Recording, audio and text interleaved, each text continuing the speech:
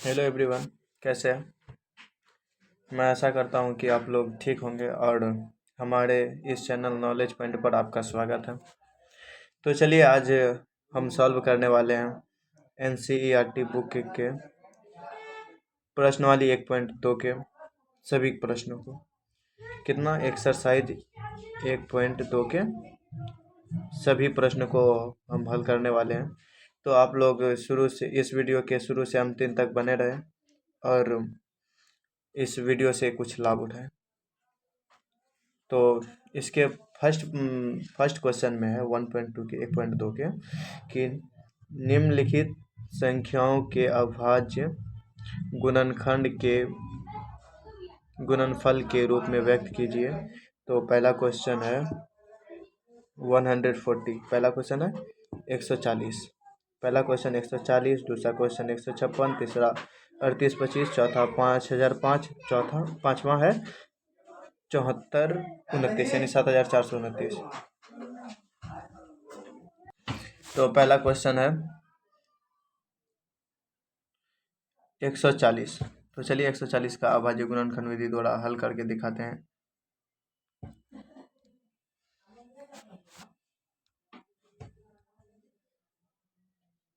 एक 140 और simple size का जब हम एलसीएम ले लेते हैं तो अभाज्य गुणनखंड के रूप में आ जाता है।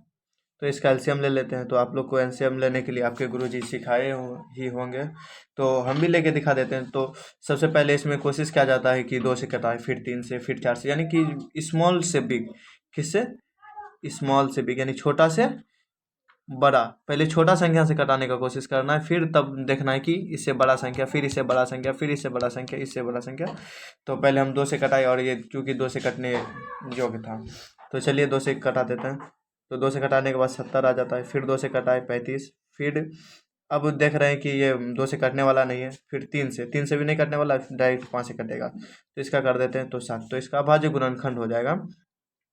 तो अभाज्य गुणनखंड हो जाएगा 2 गुना 2 गुना 5 गुना 7। या तो इसको किस प्रकार से लिख सकते हैं? 2 पर पावर 2 गुना 5 गुना 7। तो इसका आंसर हो गया 2 पर पावर 2 गुना 5 गुना 7। इसका आंसर क्या हो गया? 2 पर पावर 2 गुना 5 गुना 7। चलिए अब दूसरे क्वेश्चन पे चलते हैं। तो फिर दूसरा क्वेश्चन में है 156। कितना? 156। फिर इसको ये 2 से कट जा रहा है, तो आप लोग को पता ही है विभाज्यता का नियम। तो इसको 7 78 78 बार में आ जा रहा है। फिर उसका 2 से काट देते हैं क्योंकि लास्ट में 8 है, तो 39। फिर 2 से तो होने वाला नहीं है। फिर 3 9 3 12 3 से हो सकता है 13। तो इसका अभाज्य गुणनखंड क्या हो जाएगा? तो अभाज्य गुणनखंड हो जाएगा 2 गुना 2 गुना 3 गुना 13। तो इसको ऐसा कुछ इस प्रकार से लिख सकते हैं 2 पर पावर 2 गुना 3 गुना 13। तो इसका आंसर हो गया 2 पर पावर 2 गुना 3 गुना 13। तो चलिए आप तीसरे क्वेश्चन पे चलते हैं। तीसरा क्वेश्चन है 3825। कितना? 3825। ये 3 से डिवाइड हो सकता है। तो 3 से डिवाइड होने का रूल होता है कि जितना संख्या दिया रहे उनको आपस में जोड़ दीजिए। जैसे इसमें 3 8 2 5 दिया है, जोड़ दिए, आपस में जोड़ दिए, तो 8 3 11 2 13 5 18 आ जा रहा है। तो देखना है कि ये जो संख्या इसका योगफल आया ये 3 के टेबल में आता है कि नहीं। यदि 3 के टेबल में आए तो ये 3 से विभाज्य होगा, अन्यथा नहीं होगा। तो हम देख रहे हैं कि 3 के टेबल में 18 आता है, 18 आता है, तो इसलिए ये 3 से पूर्णतः विभाज्य है। तो चलिए जब 3 से विभाज्य है तो इसको 3 से डिवाइड किया जाए।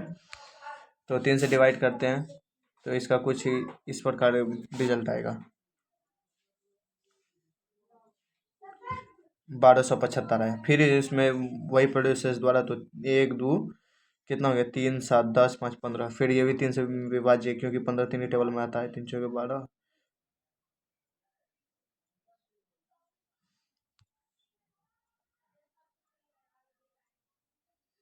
425 आ जा रहा है। फिर 5 2 7 4 11, 5 2 7 4 11 आ रहा है। 11 3 के टेबल में आता नहीं है, तो डिवाइड होगा नहीं। तो फिर अब नहीं आ रहा है तो इसको फिर 4 से 4 में भी नहीं आएगा, क्योंकि लास्ट का 2 अंक 4 से विभाजित होना चाहिए, नहीं हो रहा है तो 5 से करते हैं। तो 5 से करने के बाद आ जाता है कुछ इस प्रकार से आ जाता है। फिर इसको 5 से तो 17, तो इसका अभाज्य गुणनखंड हो जाएगा 3 × 3 × 5 × 5 × 17। तो इसको चेक भी कर सकते हैं, 3 पर पावर 2 गुना 5 पर पावर 2 × 17। तो चलिए इसको चेक करते हैं, देखते ये सही है कि नहीं। 3 × 3 = 9, 9 × 5 = 45, कितना हो गया 9 × 5 = 45 और 17 × 5 =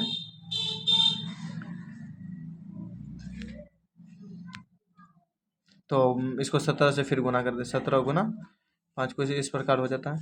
तो 17 × 5 = 85, 17 × 34 = 17, 17 चौके 68, 68 2 70 6 76 कुछ इतना आ जाता है, 765 × 5। जब इसको गुना करते हैं तो इसका फाइनली आ जाता है 25, 5 6 × 30, 2 32, 5 7 35, 3 38। देखिए इसका अभाज्य गुणनखंड यानी चेक किए तो 38 25 आ गया, तो ये आंसर सही है। तो इसका आंसर फाइनली हो जा रहा है क्या,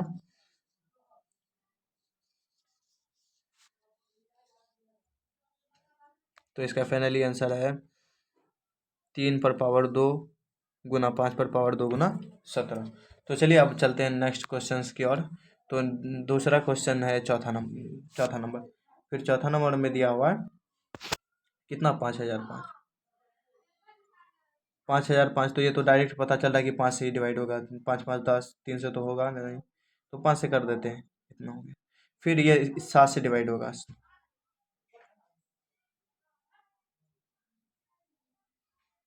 फिर ये 11 से हो जाएगा, तो कुछ इतना आ गया। तो इसका अभाज्य गुणनखंड हो जाएगा, अभाज्य गुणनखंड हो जाएगा 5 × 7 × 11 × 13। तो इसका आंसर यही सही होगा। तो फिर चलते हैं अब नेक्स्ट क्वेश्चन की और, पाँचवा नंबर में।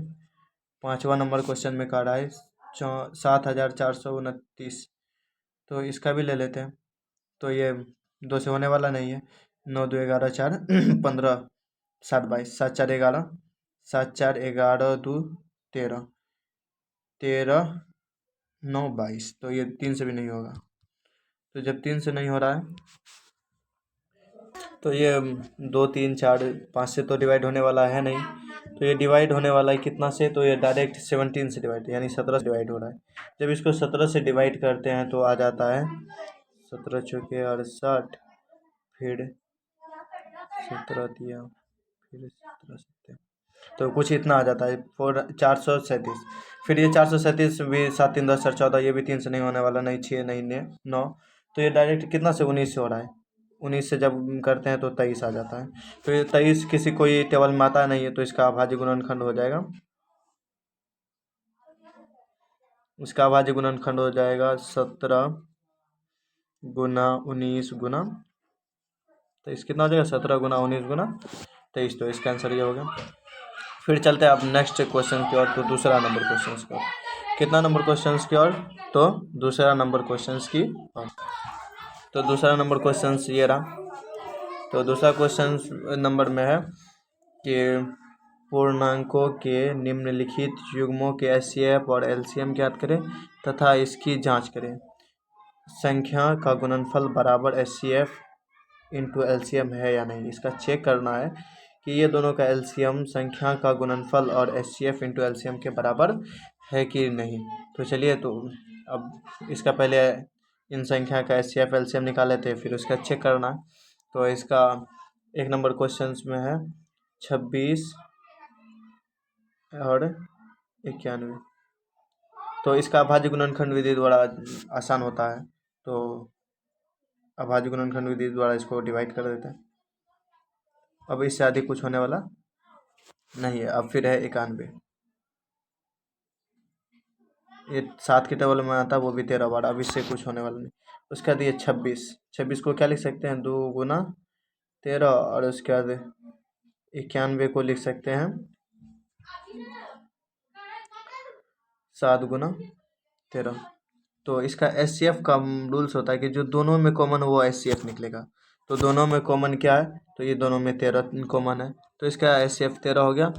जब बात किया जाए एलसीएम का, तो एलसीएम का रूल होता है कि जो दोनों में कॉमन हो वो भी और जो नहीं हो वो भी। तो दोनों में कॉमन 13 आया था, और कॉमन कौन को नहीं आया था, नहीं तो 2 आया, नहीं तो 7 आया। तो इसमें जो दोनों कॉमन नहीं आया उनको भी लिख देते हैं। तो जब इसका गुना करते हैं 13 दूना 26, 26 गुना 7 तो हो जाता है 6 सत्ते 42, 7 दूना 14, 4 18, 182। तो इसका एलसीएम 182 आ गया। फिर अब चेक करते हैं कि ये सही है या गलत है। जो क्वेश्चंस में कहा कि एस एफ इंटू एल करके दिखाइए कि ये सही है कि गलत है, तो चलिए जांच करते हैं। तो इसी के नीचे इसको लिखना है, तो इसी के नीचे लिख देना है जांच। क्या लिखना है,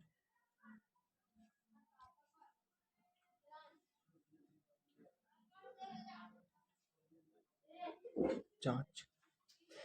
तो संख्या क्या था, तो इसमें था पहली संख्या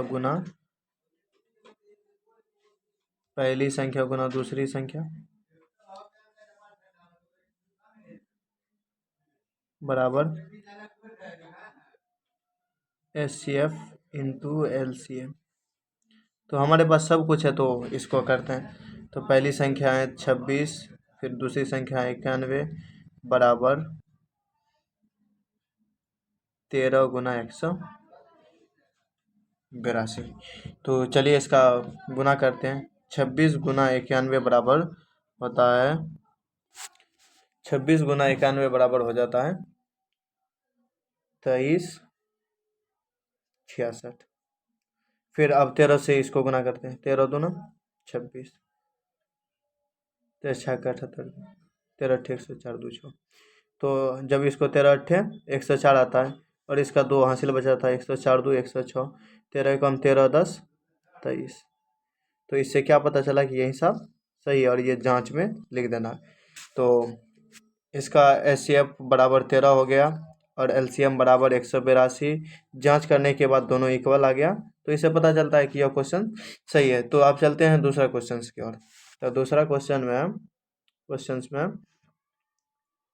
510 और 92, कितना 510 और 92। तो चलिए 510 का अभाज्य गुणनखंड कर लेते हैं।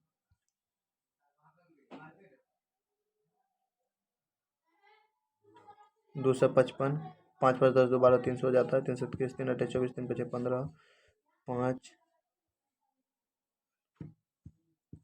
अब दूसरा होने वाला ही नहीं, तो 92। अब फिर दूसरा करते हैं 92 का। 9 2 11, तो ये पहले 2 से करते हैं। 2 चौके 8, 1 2 छः के 12 46, 2 23। अब 23 तो किसी के टेबल में आता ही नहीं है, तो इसका दोनों को लिख सकते हैं कुछ इस प्रकार। 5 से 10 बराबर कितना बराबर,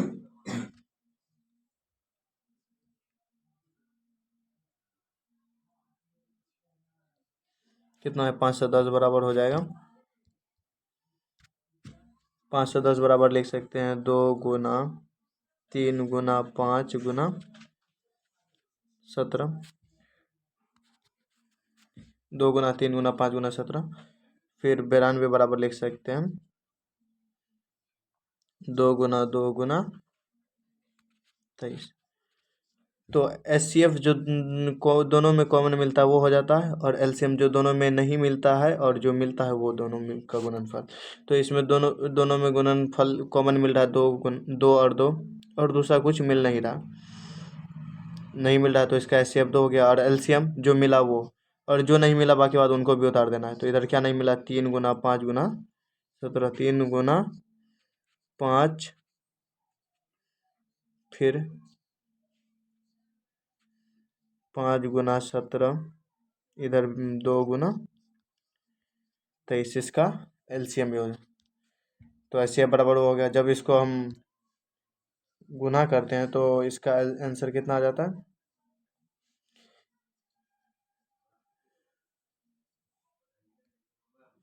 तो गुना करते हैं। 2 तिया 6, 6 पंचे 30, 17 तिया 51, 510 दूना 1020। कितना हो जाता है? तो 1020 गुना 23।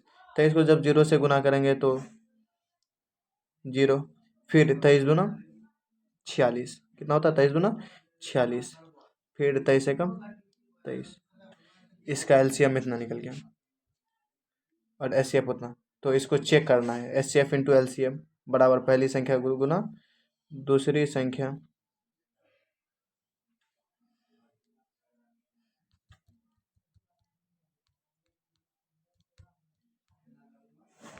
इसको इस प्रकार से भी लिख सकते हैं ना, तो आप लोग समझ जाइए।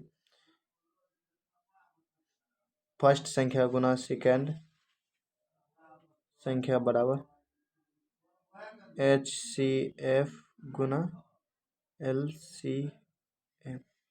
तो पहली संख्या है 510 गुना 92 बराबर 23,460 गुना 2। यहाँ कितना? 23,460, ये 23,460 है, ध्यान दीजिएगा। तो 510 गुना 92, तो 92 इंटू 0 तो 0, 92 एकम 92, फिर 92 पंचे 460, 460 नो 459। और जब इसको गुना करते हैं तो 2 गुना 0 तो 0, 2 छाके 12, 2 चौके 8, 1 9, 2 तिया 6, 2 दूना 4। देखिए दोनों का आंसर सेम आ गया। तो इससे पता चला कि यह क्वेश्चन सही है और इसका एचसीएफ हो जा रहा है 2 और एलसीएम होता है कितना? 2346 0, 2346 0 यानी कि 23,460। अब चलते हैं तीसरा क्वेश्चन की ओर, ये वाला क्वेश्चन की ओर। तीसरा नंबर क्वेश्चन है, तीसरा नंबर में क्वेश्चन है 336 और 54। 336 और 54 कितना? 336 और 54। तो 336 को का पहले अभाज्य गुणनखंड कर लेना। 2, 2 एकम 2, फिर हो जाएगा 13, 2 छाके 12, 1, 2 अट्ठे 16, 84, 2 4, 2 2 21, फिर 21 को क्या कर सकते हैं? 3 7 हो गया। 336 को कुछ इस प्रकार गुणनखंड कर दिए। फिर अब 54 कितना है? 54 है। तो 54 को क्या लिख सकते हैं? 27 दूना 54, 3 9 27, 3 तिया 9। तो दोनों का गुणनफल 336 को लिख सकते हैं। एक काम करते हैं, इसको मिटा देते हैं, आप लोग समझ जाइएगा कि यहाँ पे ये है। तो 336 को लिख सकते हैं 2 गुना 3 2 है, यानी 4 2 2 2 4 2, उसके बाद 3 7, 3 गुना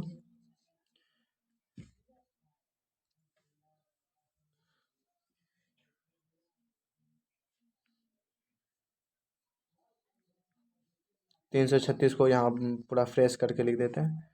तो 336 को क्या लिख सकते हैं बराबर 2 गुना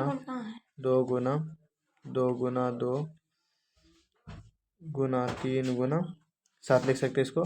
और 54 को लिख सकते हैं 2 गुना 3 गुना 3 3 और 1 2 है, 3 और 1 2, दूना 6 6 18 तिया 54 पूरा है। तो अब इसका एचसीएफ हो जाएगा जो दोनों में मिल रहा है। तो दोनों में कॉमन क्या क्या आ रहा है? 1 2, ये तो दोनों में आ रहा है। उसके बाद 2 3 है, इसमें 2 3 है, उसमें 1 है, तो 1 ही कॉमन आ रहा है।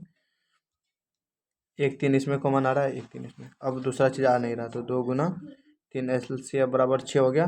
और जब एलसीएम की बात की जाए तो एलसीएम हो जाएगा जो दोनों में कॉमन आया वो लिख दिए, जो नहीं आया तो इसमें 3 2 कॉमन नहीं है। 1 2 3,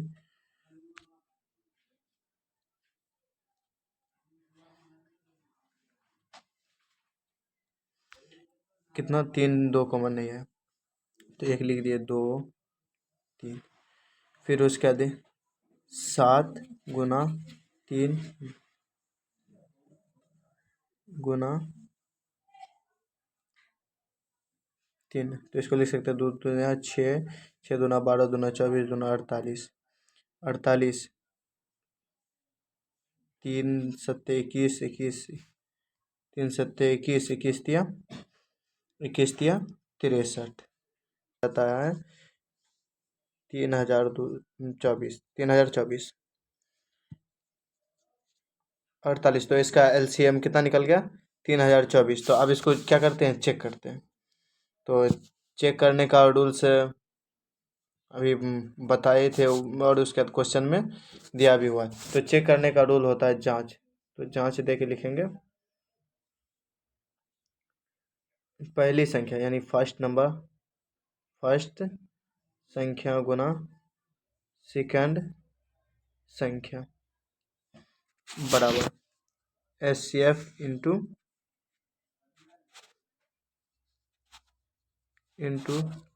एलसीएम। तो इसका पहली संख्या कितना है? पहली संख्या है 336 गुना दूसरी संख्या 54 बराबर एचसीएफ मेरा निकला था 6 और एलसीएम निकला था 3024। जब इन दोनों को इंटू करते हैं, जब इसको इससे इंटू करते हैं तो इसका आंसर आ जा रहा है 18144। और फिर अब इसको इंटू करके देख लेते हैं, 6 चौके 24, 6 दूना 12 दो 14, 6 गुना 0 तो 0 हाथ में रहा एक छतरी के 18। तो इसका आंसर 18,144 और इसका भी 18,144 आया। तो यह हिसाब सही है। तो आप चलते हैं कितना नेक्स्ट क्वेश्चन, यानी कि इसके अगले क्वेश्चन 3 नंबर की ओर। 2 नंबर का पूरा क्वेश्चन कंप्लीट हो गया, तो आप 3 नंबर की ओर चलते हैं। 3 नंबर में कह रहा है अभाज्य गुणनखंड विधि द्वारा निम्नलिखित पूर्णांकों के एचसीएफ और एलसीएम ज्ञात कीजिए। इसका एचसीएफ और एलसीएम ज्ञात करके छोड़ देना, उसके बाद चेक करना नहीं है। तो चलिए इसका एचसीएफ और एलसीएम निकालते हैं इन सभी संख्या का।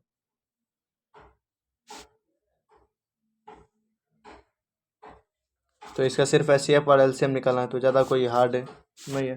तो 1 नंबर लेते हैं। पहला 1 नंबर को सॉल्व करते हैं। 12, 15 और 21 है। तो 12 को क्या लिख सकते हैं, 2 6 के 12, 2 तिया 6, इसका अभाज्य गुणनखंड ये होगा। फिर 15 है, 15 को 3 गुना 5 इससे अधिक कर सकते नहीं है। और 21 है 3 गुना 7 इससे अधिक नहीं हो सकता। तो 12 को क्या लिख सकते हैं, 12 बराबर 2 गुना 2 गुना 3। और फिर 15 को लिख सकते हैं 3 गुना 5। फिर उसके बाद रहा कितना 21, 21 को लिख सकते हैं 3 गुना 7। तो एचसीएफ का रूल होता है जो सब में कॉमन मिले। तो इसमें सब में कॉमन क्या मिल रहा है, सब में 1 2 इसमें नहीं, 2 नहीं मिल रहा है किसी में कॉमन। 2 इसमें 1 3 इसमें मिल रहा है, 1 3 इसमें मिल रहा है, 1 3 इसमें मिल रहा है, यानी कि कॉमन 3 हुआ। तो एचसीएफ कितना हो गया 3। और अब एलसीएम की जब बात की जाए तो एलसीएम मतलब जो कॉमन मिल रहा है वो भी, जो नहीं मिल रहा वो भी। तो कॉमन क्या मिला था, तो सिर्फ कॉमन 3 मिला था। फिर उसका जो नहीं मिला वो 2 इसमें नहीं मिला, तो ये दोनों 2 को ले लिए। फिर इसमें 1 5 नहीं मिला, तो इसमें 1 5 को लिख लिए। फिर उसके बाद इसमें 1 7 नहीं मिला था, तो इसमें 1 7 को ले लिए।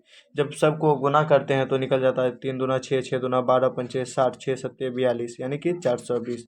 तो इसका एचसीएफ हो गया कितना, इसका एचसीएफ हो गया 3, इसका एचसीएफ कितना हो गया 3 और एलसीएम हो गया 420। तो एचसीएफ कितना हुआ 3 और एलसीएम 420, एचसीएफ 3 और एलसीएम 420।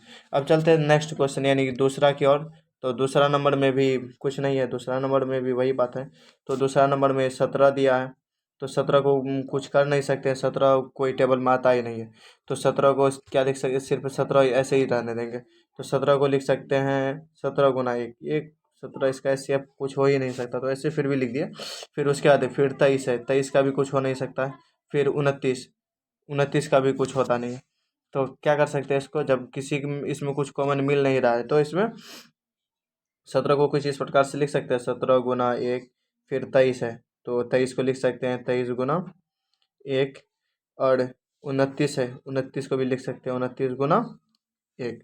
तो इसका HCF क्या हो जाएगा, जिसमें कुछ कॉमन नहीं मिल रहा है तो एक तो कॉमन मिल रहा है, तो इसका HCF 1 हो गया। फिर जब LCM की बात की जाए तो LCM में करना क्या है, जो कॉमन नहीं मिला उसको भी लिखना है LCM। तो LCM हो जाएगा 17 गुना 23 गुना 29, क्योंकि एक से गुना करने से कोई इफेक्ट पड़ता नहीं है। 17 गुना 23 गुना 29, जब इसको गुना करने के बाद आंसर आ जाता है, जब सब इनको तीनों को इंटू करते हैं यानी गुना करते हैं तो इसका आंसर आ जाता है 11,339। तो इसका HCF ये हो गया और LCM सॉरी यानी LCM ये हो गया और HCF 1 हो गया। तो चलिए अब दूसरा क्वेश्चन यानी तीसरा नंबर की ओर। तो तीसरा नंबर में भी क्या है, 8 है, 9 है और 25 है। तीसरा नंबर में 8 है, 9 है और 25 है। तो 8 का फिर अभाज्य गुणनखंड से LCM कर लेते हैं।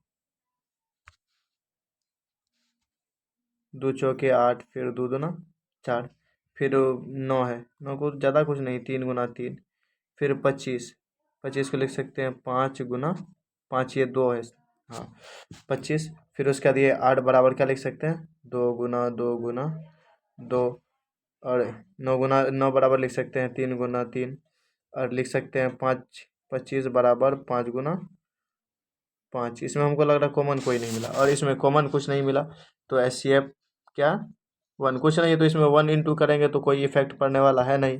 जब कॉमन नहीं मिले तो 1 इंटू करके दिखा देना कि हाँ एक कॉमन मिला है, तो HCF बराबर कितना हो जाएगा 1। और LCM की बात की जाए तो ये इतना सारा को लिखना पड़ेगा, तो LCM में हो जाएगा 2 गुना 2 गुना 2 गुना 3 गुना 3 गुना 5 गुना 5। तो इसको लिख सकते हैं, और इतना को गुना करेंगे तो आ जाएगा 18×5 = 90, 18 दूना 36, 450। तो इसका HCF 450 हो जाएगा, ओ सॉरी LCM 450 और HCF कितना 1 हो जाएगा। HCF 1 और LCM 450। तो फिर अब चलते हैं दूसरा क्वेश्चन की ओर। दूसरा क्वेश्चन है 4 नंबर, इतना का इसमें दिया हुआ है कि HCF यानी ये संख्या का HCF 9 दिया हुआ है, कितना है 9, और LCM ये संख्या का LCM ज्ञात करना। तो दोनों संख्या एक ही है, तो अभी इससे पहले आप लोग देखे थे कि first number into second number, क्या पहली संख्या गुना दूसरी संख्या बराबर HCF गुना LCM। तो इसको अरेंज कर सकते हैं ना, तो इसमें हमको फर्स्ट नंबर दिया हुआ है, सेकेंड नंबर भी दिया हुआ है, और क्या दिया हुआ है HCF भी दिया हुआ है, और LCM नहीं देना, LCM निकालना है। तो इसको जब ये साइड लाएंगे इंटू में तो डिवाइड में आ जाएगा। तो पहली संख्या क्या है, फर्स्ट संख्या है 306 गुना 657 बराबर 9 गुना LCM। जब इसको इधर इंटू में लाएंगे तो डिवाइड में हो जाएगा, ये सब बात आप लोग को पता ही है पहले से। तो इसको इधर ला देते हैं,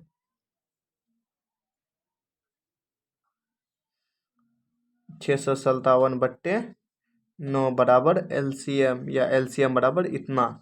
तो एक ही चीज़ होता है, तो अब इसको कटाना है। 9 इसको कटाते हैं तो 9 तिया 27, 9 चौके 36, 9 चौके 9 तिया 27, 7 में रहा 3 तो 36 हो गया, 9 चौके 36, 34। और जब 34 गुना इतना कितना फिर इसका LCM हो जाएगा, LCM को पहले लिख देते हैं क्योंकि LCM निकालने बोला इसलिए।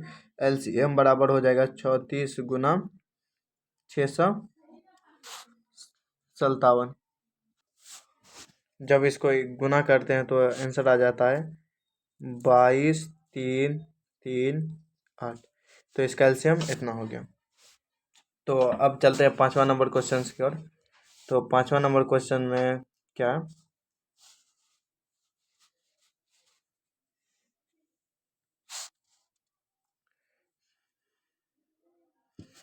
5वां नंबर में क्वेश्चन में करा जांच कीजिए कि क्या किसी प्राकृतिक संख्या 1 के लिए 6n 0 अंक पर समाप्त हो सकती है। तो इसमें चेक करना है कि कोई भी संख्या उनका पावर यहाँ पे 6n नहीं है, 6 पर पावर n है, 6 पर पावर n, 6 पर पावर n के रूप में आ सकता है। तो इसका ये कह रहा है कि किसी भी प्राकृतिक संख्या के लिए 6n अंक 0 पर समाप्त हो सकता है, यानी कि 6 पर पावर n 0 अंक पर समाप्त हो सकता है। तो n मान लीजिए कुछ n बराबर क्या, 1 2 3 4 5 6 7। तो बोल रहा है प्राकृतिक संख्या, तो प्राकृतिक संख्या 1 से स्टार्ट होता है और इन्फिनाइट तक रहता है, तो 0 अंक पर समाप्त हो सकती है। तो n पर 6 पर पावर कर देना है, तो 6 पर पावर 1 कर दिए, 6 बराबर 6। फिर यहाँ n पावर में इसलिए कर रहे हैं। और फिर दूसरा माने थे 6 पर पावर 2 तो 36। फिर तीसरा 6 पर पावर 3 तो 6 पर पावर 3 हो जाएगा 216। फिर 6 पर पावर 4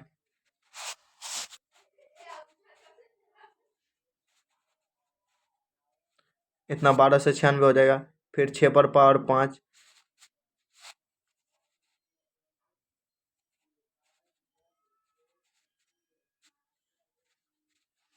जब इतना 6 पर पावर तक 5 तक ले लेते हैं, ज़्यादा जितना लेंगे उतना आपका मर्जी है, आगे लेके उसके बाद गुना करते रहिए। तो हम 6 पर पावर 5 तक लिए।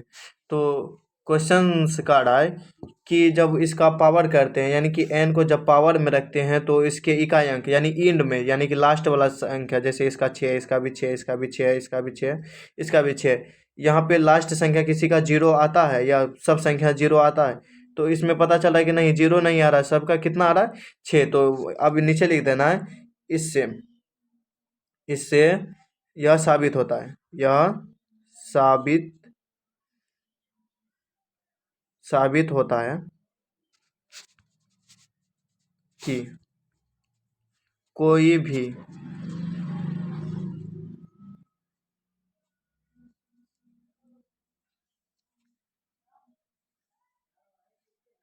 कोई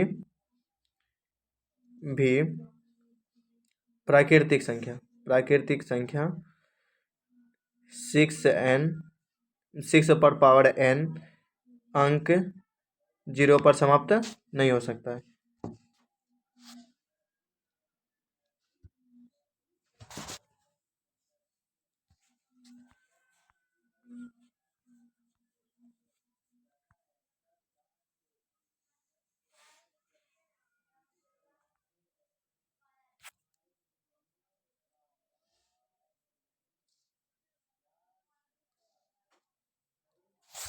सिक्स पावर n 0 पर समाप्त नहीं हो सकता, 0 पर समाप्त।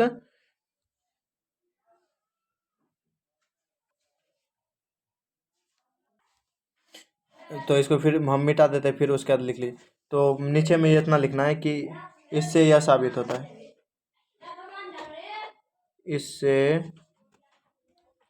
यह साबित होता है, क्या होता है, साबित होता है कि कोई भी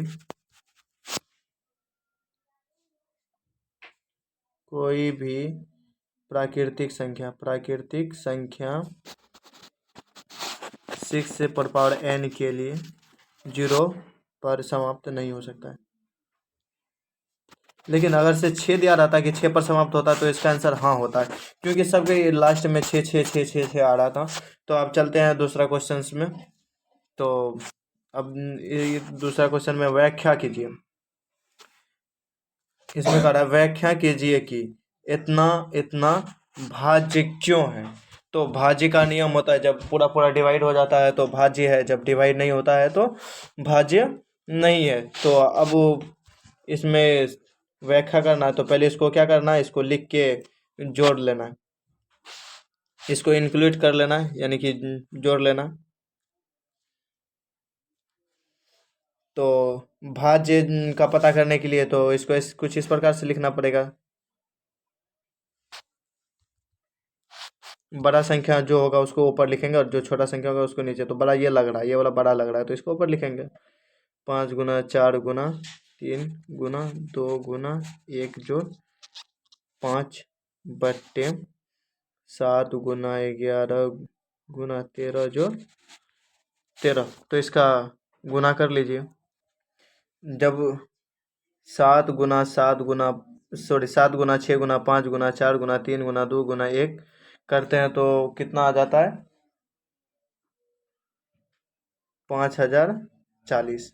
और फिर 5 है तो इसमें सिंप्लीफिकेशन में रूल होता है कि पहले गुना का क्रिया किया जाता है तब जोड़ का, फिर जब इसको गुना करते हैं 7 गुना 11 गुना 13 तो आ जाता है 1001, फिर जोड़ 13 है तो इसको जोड़ने के बाद आ जाता है 5045/1014। तो ये दोनों आपस में नहीं कट रहा है, इसका आंसर आपस में नहीं कट रहा है, ये कटने एबिलिटीज में नहीं है। अगर से कट के पूरा पूरा आ जाता तो ये भाज्य संख्या है होता, और जब नहीं कट रहा है तो नहीं है, और इसका आंसर दिया भी नहीं है बुक में। तो अब चलिए दोस्तों चलते हैं अगला 7वां नंबर क्वेश्चन की ओर।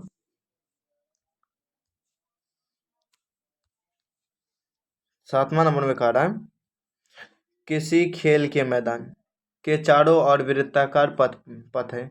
इस मैदान का एक चक्कर लगाना है, एक चक्कर लगाने को 18 मिनट लगते हैं, मतलब में 18 मिनट लगते हैं, जबकि इसी मैदान का एक चक्कर लगाने में रवि को 12 मिनट लगते हैं। लगते हैं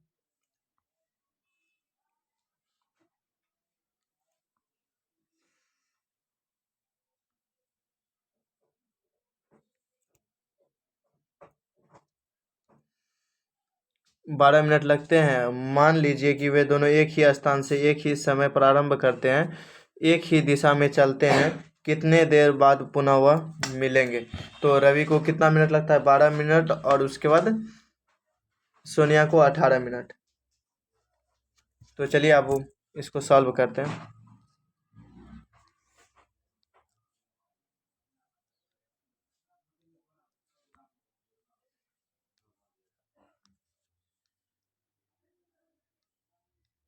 कह रहा है एक वृत्ताकार मैदान, यानी कि कुछ कुछ इस प्रकार का मैदान है, और इसमें एक जगह से रवि और सोनिया दोनों चलना प्रारंभ करता है। मान लीजिए कि यहीं से चलना प्रारंभ करता है। जब सोनिया दौड़ना शुरू करती है, ऐसे चक्कर लगा के लगाते लगाते लगाते यहाँ पर आने में उनको कितना मिनट लग जाता है? 18 मिनट। लेकिन जब रवि जब शुरू करता है ऐसे ऐसे लगाने के बाद तो उसको लगता है 12 मिनट। तो फिर क्वेश्चंस में कह रहा है कि ये दोनों आपस में कहाँ मिलेंगे? कोई ऐसा जगह तो जरूर होगा कि दोनों आपस में मिलेंगे। जब वो मिलने का बात होता है तो एलसीएम हो जाता है, इसलिए एलसीएम होगा क्योंकि वो दोनों संख्या का एलसीएम जो होता है वो आपस में मिलता है। जैसे अगर से 2 और 4 का एलसीएम ले, 2 और 6 का एलसीएम ले लिया जाए, 2 और 7 का ले लिया जाए, तो इसका एलसीएम कुछ इस प्रकार से निकलता है जो दोनों में मिले। तो 2 और 7 का एलसीएम लेते हैं तो 14 आ जाता है। 14 तो 2 में भी मिलता है और 14 में भी मिलता है, इसी प्रकार से उसका एलसीएम हो जाएगा। तो एलसीएम ले लेते हैं। तो रवि को कितना मिनट लगता है? 12 मिनट। रवि को 12 मिनट और सोनिया को 18 मिनट, तो वो आपस में मिलेंगे। तो इसका डायरेक्ट एलसीएम लेते हैं 6 9, फिर उसके बाद 3 3 9, ये 3 दूनी 6 होगा यहाँ पे। 3 दूनी 6 और 3 3 9, इसका आंसर हो जाएगा 2 गुना 3 गुना 2 गुना 3, 2 3 6, 6 2 12 3 36। तो 36 मिनट बाद, यानी कि 36 मिनट बाद वो दोनों आपस में मिलेंगे। कौन? सोनिया और रवि दोनों। तो चलिए अब वो अगले क्वेश्चंस की ओर चलते हैं। तो अगला क्वेश्चंस है ही नहीं, और यहाँ पर क्वेश्चन समाप्त हो गया।